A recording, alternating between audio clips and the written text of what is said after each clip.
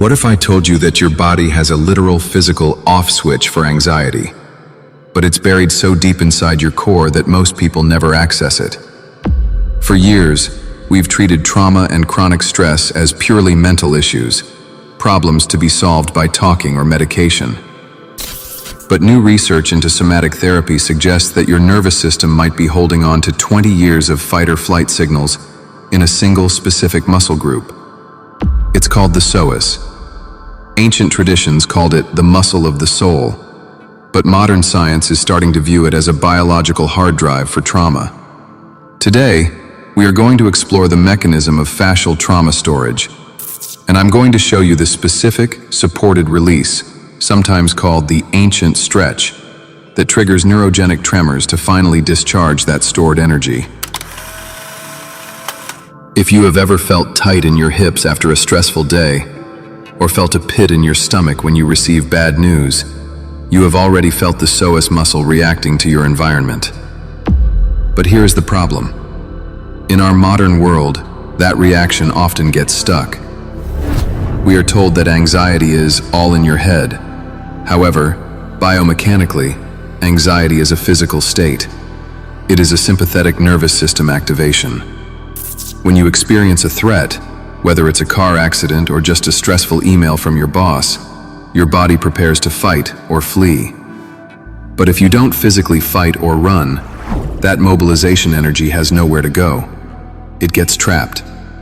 In this video, we are going deep into the anatomy of emotion. We will look at why the psoas is unique among all muscles in the body, how the connective tissue known as fascia creates a memory of past pain, and finally, we will look at the phenomenon of the shake. This is the body's natural evolutionary mechanism to reset the nervous system, which we have culturally suppressed. By the end of this video, you will understand how to bypass the conscious mind and access that somatic release. The anatomy of survival, the psoas. To understand why this release works, we first have to understand what the psoas actually is. Most people think of it just as a hip flexor, the muscle that lifts your leg to walk or climb stairs.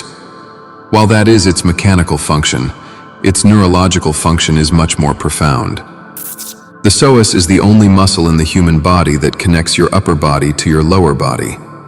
It attaches to the vertebrae of your lumbar spine, passes through the pelvis, and attaches to the top of your thigh bone. But crucially, it shares a connective tissue attachment point with the diaphragm, your primary breathing muscle. This connection is vital. It is the physical link between your breath and your legs. This is the core of the reptilian brain, or survival response. The moment your brain perceives danger, before you even have a conscious thought, your diaphragm contracts to hold breath, and your psoas contracts to pull you into a fetal position to protect your vital organs. This is the start of the flight response. In the wild, a gazelle sees a lion. The psoas contracts, the gazelle runs, the energy is used. In modern life, you get a stressful notification on your phone. Your psoas contracts, your breath shortens, but you sit still. You don't run, you don't fight. You sit in traffic or at your desk.